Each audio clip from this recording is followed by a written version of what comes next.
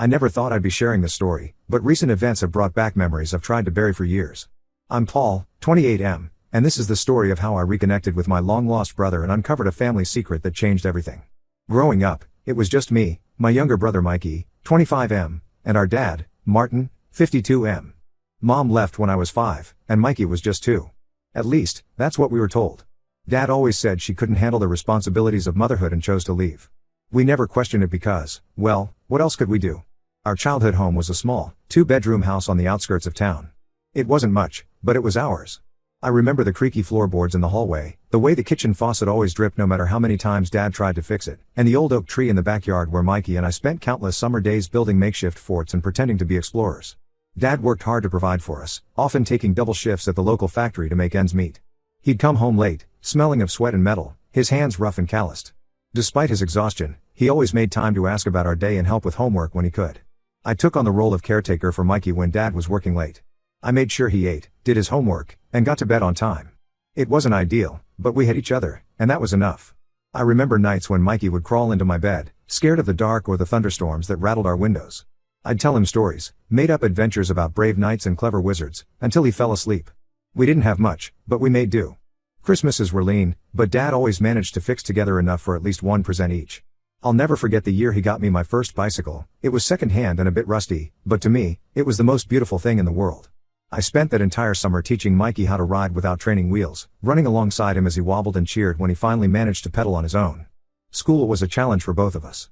I was a quiet kid, more interested in books than sports or socializing. Mikey, on the other hand, was all energy and charm, making friends easily but struggling with academics. I helped him with his studies as best I could, feeling a sense of pride when his grades improved. As we grew older, I started to notice things. The way Dad's eyes would sometimes linger on old photos he kept hidden in his dresser drawer. The sadness that seemed to hang over our house like a heavy cloud, especially around holidays and birthdays. And the way Dad would sometimes look at us with a mixture of love and something else. Guilt? Regret? I couldn't quite put my finger on it. Everything changed when I turned 16. It was a Friday, and I remember feeling excited about the weekend. Mikey and I had plans to go to the local arcade, a rare treat we'd been saving up for weeks to afford. I came home from school, dumping my backpack by the door as usual, calling out to let Dad and Mikey know I was home. The house was eerily quiet. Then I heard it, the sound of breaking glass followed by a muffled sob. I rushed to the living room and froze at the sight before me. The room was in chaos. Books and papers were strewn across the floor, a shattered picture frame lay near the wall, and in the center of it all was Dad, slumped in his armchair, an empty bottle of whiskey dangling from his hand. Mikey was cowering in a corner, tears streaming down his face. When Dad saw me, he lurched to his feet, his eyes wild with a mixture of anger and something that looked like fear. He lunged forward, nearly losing his balance. I stepped in front of Mikey, shielding him from whatever was coming. That's when Dad dropped the bomb that shattered our world. He wasn't our real father. Our mom hadn't abandoned us, she had died in a car accident when I was 4. Martin was her brother, our uncle, who had taken us in after her death. He had been struggling with the burden of raising us, turning to alcohol to cope. The room spun around me as I tried to process this information. Memories flashed through my mind, hazy recollections of a woman with kind eyes and a gentle laugh, the faint scent of lavender that I'd always associated with comfort but could never place. Had that been our mother? I looked at Mikey, saw the fear and confusion in his eyes, and knew I had to get us out of there. I grabbed his hand, and we ran. We didn't stop until we reached our neighbor's house, Mrs. Thompson, 65F. She had always been kind to us, offering cookies and a sympathetic ear when things got tough at home. Mrs. Thompson took us in that night, her face creased with worry as she made up the spare room for us. I remember sitting at her kitchen table, a mug of hot chocolate growing cold in front of me, as she called social services. Mikey fell asleep on the couch, exhausted from crying, while I sat there, numb and silent, trying to make sense of how our lives had changed in just a few short hours. Within a week, Mikey and I were placed in separate foster homes. I fought hard to keep us together, pleading with the social workers, but the system had other plans. The last time I saw Mikey, he was being driven away in a social worker's car, his small face pressed against the window, tears streaming down his cheeks. I stood there on the sidewalk, my own cheeks wet with tears, feeling like I'd failed in my most important job, protecting my little brother. The years that followed were a blur of different homes, schools, and faces. I withdrew into myself, focusing on my studies as a way to escape the turmoil of my life. Books became my refuge, offering worlds far removed from the harsh realities of my own. I excelled academically, earning praise from teachers and foster parents alike, but inside, I felt hollow. Every birthday, every holiday, I thought about Mikey. Where was he? Was he safe? Happy? Did he remember me? I imagined him growing up, wondered if he still had that mischievous glint in his eye, if he still bit his lip when he was concentrating hard on something. As soon as I turned 18 and aged out of the system, I started searching for Mikey in earnest. I scoured social media, contacted adoption agencies, even hired a private investigator with money I'd saved from part-time jobs. But with limited resources and information, my efforts were fruitless. Determined to make something of myself, I threw myself into my studies. I applied for every scholarship I could find, wrote countless essays, and spent sleepless nights preparing for exams. My hard work paid off when I received a full scholarship to a prestigious university. College was a time of growth and self-discovery. I made friends, joined clubs, even dated a bit. But always, in the back of my mind, was the thought of Mikey and the family we'd lost. I majored in marketing, drawn to the creativity and strategy it required. After graduation, I landed a good job at an up-and-coming advertising firm. On the surface, my life looked perfect. I had a successful career, a nice apartment, and a wide circle of friends. But the hole in my heart remained. Every time I saw brothers together, at the park, in restaurants, on the street, I felt a pang of loss so acute it took my breath away. Then, last month, everything changed. I was scrolling through Facebook mindlessly one evening when I received a friend request that made my heart stop. The name on the profile was Michael Thompson. The profile picture showed a young man with familiar eyes, my eyes. With shaking hands, I accepted the request. Within minutes, I received a message. Paul? Is it really you? It's me, Mikey. I've been looking for you for so long. We arranged to meet at a local coffee shop. The days leading up to our meeting were a mixture of excitement and anxiety. What if he didn't like the person I'd become? What if we had nothing in common anymore? What if this was all some cruel mistake? When I saw him walk into the coffee shop, all my fears melted away. He had grown so much, but I could still see the little boy I used to protect. We hugged for what felt like hours, both of us crying and laughing at the same time. The other patrons in the coffee shop must have thought we were crazy, but we didn't care. Over steaming cups of coffee that grew cold as we talked, Mikey told me a story. Mrs. Thompson, our kind neighbor from all those years ago, had pulled some strings and adopted him shortly after we were separated. She had tried to adopt me too, but by then, I had already been placed with another family. She gave Mikey her last name to protect him from Martin, which is why I could never find him. Mikey's life with Mrs. Thompson sounded like something out of a heartwarming movie. She had been patient and kind, helping him work through the trauma of our separation and the revelations about our past. She encouraged his interests, celebrated his achievements, and provided the stable, loving home we had always craved. We spent hours catching up. Mikey is now a teacher, married to his high school sweetheart, Lisa, 24F. They're expecting their first child in a few months. He showed me pictures of his life, his friends, his home. I was overjoyed to see how happy and successful he had become. But there was more to the story. Mikey had been doing some digging of his own, trying to uncover the truth about our past. He had discovered something that shook us both to the core. Our mother hadn't died in a car accident. She had been murdered. And Martin, our uncle who raised us, was the prime suspect. The case had gone cold years ago, but Mikey had found old newspaper articles and police reports.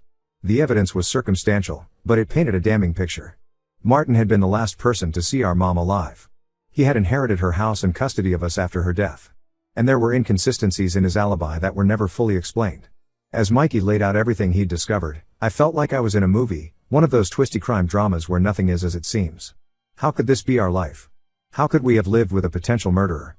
And if Martin had killed our mother, why had he raised us as his own? Now, we're faced with a decision. Do we reopen old wounds and push for the case to be reinvestigated? Or do we leave the past in the past and focus on rebuilding our relationship as brothers? I'm torn. Part of me wants justice for our mother, wants to know the truth about what happened that night. But another part of me is terrified of what we might uncover. What if Martin really did kill her? Can we handle that truth? For now, Mikey and I are taking things one day at a time. We're getting to know each other again, filling in the gaps of the years we missed. It's strange and wonderful and heartbreaking all at once. We swap stories of our childhoods, the good and the bad, and marvel at how different our paths have been. I don't know what the future holds, but I do know one thing: I'm never letting my little brother go again. Whatever comes next, whatever truths we uncover, we'll face it together. Because that's what brothers do. Update 1. It's been 2 months since I reconnected with Mikey, and so much has happened that I hardly know where to begin. The joy of our reunion has been tempered by the weight of the past we're uncovering, but having my brother back in my life has given me a strength I never knew I possessed. After much discussion, Mikey and I decided to pursue the truth about our mother's death. We couldn't let it go, knowing there was a possibility that her killer was still out there, possibly the very man who raised us. The decision wasn't easy. We spent countless nights talking it over, weighing the potential consequences against our need for closure. We started by reaching out to the detective who had originally worked on the case, Detective Simmons, 58M. Finding him wasn't easy, he'd retired years ago and moved to a small town on the coast. But Mikey, ever resourceful, managed to track down his contact information through an old colleague at the police department. When we called him, Detective Simmons was initially hesitant to discuss the case. But something in our voices must have moved him, because he agreed to meet with us. We drove 3 hours to his hometown, a quaint little place with more fishing boats than cars. We met Simmons at a small diner by the harbor. I'll never forget the look on his face when we walked in. He looked like he had seen ghosts, his weathered face paling as he recognized us from old case photos. "I always wondered what happened to you boys," he said, his voice gruff with emotion. "Your mother's case. It haunted me for years." Over plates of greasy diner food that none of us really ate, Detective Simmons spent hours going over the case with us. He shared details that hadn't been in the newspaper articles or police reports we had found. Our mother, Angela, 29F, had been found in her car at the bottom of a ravine off a lonely stretch of highway. The initial ruling was an accident, but Simmons had never bought it. There were no skid marks on the road, he explained, his coffee growing cold as he gestured with his hands. No sign that she had tried to brake. And the guardrail. It looked like it had been hit with considerable force. More force than you'd expect from a car simply veering off the road. And then there was the matter of the life insurance policy. Just 2 weeks before her death, Martin had convinced Angela to take out a substantial life insurance policy. He was the sole beneficiary. It wasn't enough to convict him, but it was enough to make Simmons suspicious. "I tried to push for a deeper investigation," Simmons said, his eyes clouded with old regret. "But without hard evidence, my superiors weren't willing to pursue it. And then, well, life happened. Other cases came up. But I never forgot about your mother." As we delved deeper into the case, Mikey and I found ourselves on an emotional roller coaster. There were days when we were determined to uncover the truth, no matter the cost. We'd stay up late into the night, poring over old documents, trying to piece together a puzzle with too many missing pieces. Other days, the weight of it all felt too heavy to bear. I remember one night when Mikey called me, his voice choked with tears. "What if we're wrong, Paul?" he asked. "What if Martin is innocent and we're dragging his name through the mud for nothing?" I had no answers, only shared uncertainty and a promise that whatever we discovered, we'd face it together. One particularly difficult day, Mikey and I decided to visit our childhood home. It had been sold years ago, but we thought seeing it might jog some memories. As we stood on the sidewalk, staring at the house where we had spent our early years, a flood of memories washed over me. I could almost hear the echo of our childish laughter, see the ghost of our younger selves playing in the yard. As we stood there, lost in our thoughts, an elderly woman approached us. She walked slowly, leaning on a cane, her silver hair gleaming in the afternoon sun. "Can I help you boys?" she asked, her voice kind but cautious. We explained who we were, and her face lit up with recognition. "Oh my," she said, her free hand flying to her mouth. "You're Angela's boys. I remember when you were just little things." Her name was Margaret, 75F, and she had been our next-door neighbor when we lived there. She invited us in for tea, and as we sat in her cozy living room, surrounded by photos of her own children and grandchildren, she shared memories of our mother that brought tears to our eyes. "Your mother was a wonderful woman," Margaret said, pouring tea into delicate china cups. "So full of life and love for you boys. She used to bring you over here sometimes, you know. You'd play in the backyard while we chatted. She was always talking about her plans for your future, how she wanted to give you the best life possible." Margaret told us about how our mother would sing while she gardened, how she always had a kind word for everyone in the neighborhood. She described a woman who loved fiercely and lived fully, a far cry from the shadowy figure we'd carried in our memories. Then Margaret hesitated, looking uncertain. She set down her teacup with a shaky hand. I never told anyone this before," she said slowly. "But the night before your mother died, I heard her arguing with Martin. It was late, and I couldn't make out what they were saying, but it was heated. I saw her storm out of the house, get in her car and drive away. Martin followed in his car a few minutes later. The next day. Well, you know what happened." Mikey and I exchanged glances. This was new information, something that had never made it into the official reports. Could it be the missing piece we needed? We left Margaret's house with heavy hearts and racing minds. On the drive home, we dissected every word of her story, trying to fit this new piece into the puzzle of our past. Armed with this new lead, we went back to Detective Simmons. He listened intently, his brow furrowed in concentration as we relayed Margaret's account. "This could be significant," he said, rubbing his chin thoughtfully. "I always felt there was more to the story." Simmons agreed to help us push for the case to be reopened. He warned us it would be an uphill battle given how much time had passed, but he had connections in the department and promised to do what he could. As we navigate this complex and emotional journey, Mikey and I have grown closer than ever. We talk every day, sharing our fears, our hopes, our memories. It's strange how quickly we've fallen back into the rhythms of brotherhood, as if the years apart were just a brief interruption. Lisa, Mikey's wife, has been incredibly supportive through all of this. She's often there during our late-night strategy sessions, offering a fresh perspective or just a comforting presence. I can see why Mikey fell in love with her. She has a quiet strength that seems to ground him. There are moments when the weight of it all feels overwhelming. Like when we found an old photo album in Margaret's attic, filled with pictures of our mother. Seeing her face, so like Mikey's, with my eyes, brought home the reality of what we lost. Or when we had to explain to Lisa's parents why we might not be able to make it to their anniversary party. How do you tell someone you might be busy trying to solve your mother's decades-old murder? But then I look at Mikey, see the determination in his eyes, and I know we can face anything as long as we're together. We're not just doing this for ourselves, or even for our mother. We're doing it for the truth, whatever that might be. The road ahead is uncertain, but for the first time in years, I feel like I'm exactly where I'm supposed to be. With my brother by my side, we're ready to face whatever comes next. Update 2, another month has passed, and our lives have taken yet another unexpected turn. The detective working on reopening our mother's case called us with some startling news. They found new evidence. It turns out that an old security camera from a gas station near the ravine where our mother's car was found had been storing footage from that night. The camera had been thought to be broken at the time, but a tech-savvy officer managed to recover some corrupted files. The footage isn't clear, it's grainy and dark, but it shows a car matching our mother's model being followed closely by another vehicle on the night she died. The second car's license plate isn't visible, but the make and model matched the car Martin owned at the time. This new evidence was enough to get the case officially reopened. Mikey and I were called in for questioning, asked to recount everything we could remember from our childhood. It was a grueling process, dredging up memories we had long tried to forget. We spent hours in a small, stuffy interview room, answering question after question. What was our relationship with Martin like? Did we ever notice any tension between him and our mother? Did we remember anything unusual from around the time of her death? One particular memory stood out. I remembered a night, not long before we were taken away, when I overheard Martin on the phone. He was angry, shouting about money and secrets. At the time, I didn't understand what it meant, but now, it seems significant. I told the detectives about this, watching as they exchanged glances and scribbled notes. They asked me to try and remember more details. What exactly did Martin say? What time of night was it? Did I ever hear him make similar calls? I felt frustrated by how much I couldn't recall, how much had been lost to time and trauma. As the investigation progressed, we learned more about our mother's life, and Martin's. It turns out that Martin had been in significant debt at the time of our mother's death. The life insurance payout had cleared all his debts almost overnight. The police also uncovered records of large cash withdrawals from our mother's bank account in the weeks leading up to her death. When questioned about this, Martin claimed that Angela had been planning to leave town with us, and the money was for our new life. But no one could corroborate this story. Throughout all of this, Mikey and I have been struggling with conflicting emotions. On one hand, we want justice for our mother. The thought that her killer might have been walking free all these years, that we might have lived under the same roof as him, makes my blood boil. On the other hand, the thought that the man who raised us, despite his flaws, might be a murderer is almost too much to bear. I remember Martin teaching me how to ride a bike, helping Mikey with his math homework, working long hours to keep a roof over our heads. How do I reconcile those memories with the possibility that he might have killed our mother? Lisa, bless her, has been our rock through all of this.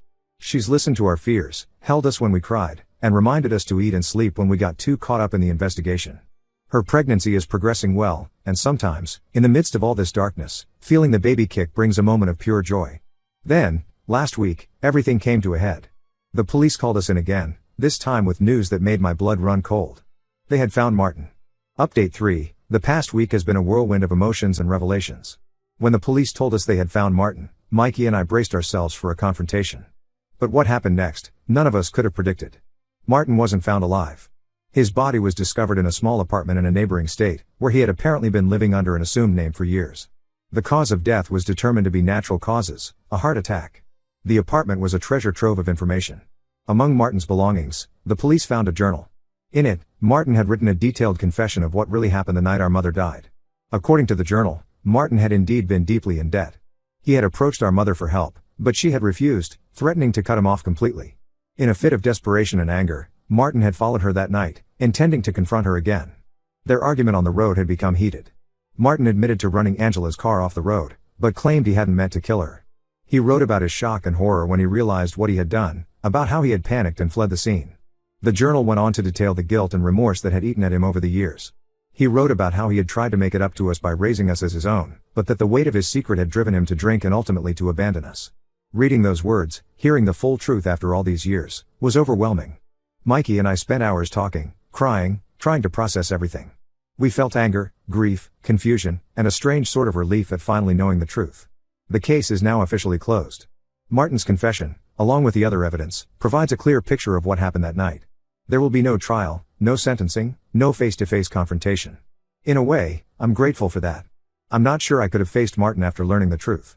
As for Mikey and me, we're focusing on healing and moving forward. We've decided to honor our mother's memory by starting a foundation in her name, aimed at helping children who have lost parents to violence. Lisa gave birth to a beautiful baby girl last week. They named her Angela, after our mother. Holding my niece for the first time, I felt a surge of love and protectiveness. I promised her silently that she would grow up knowing the truth about her grandmother, not just how she died, but how she lived and loved. This journey has been painful and difficult, but it's also brought Mikey and me closer than ever. We've reclaimed our past, confronted our demons, and now we're ready to face the future, together, as a family.